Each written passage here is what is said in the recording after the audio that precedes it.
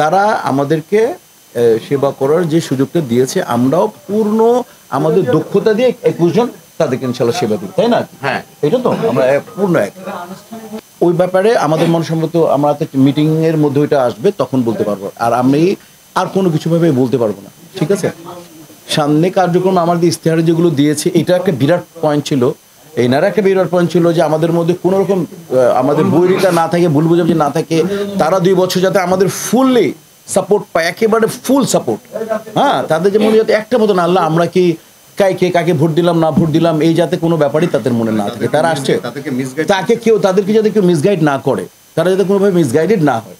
তারা আমাদেরকে সেবা করার যে সুযোগটা দিয়েছে, আমরাও পূর্ণ আমাদের দক্ষতা দিয়ে 21 জন তাদেরকে ইনশাল্লাহ সেবা দিই, তাই না? হ্যাঁ, এটা তো আমরা পূর্ণ এক।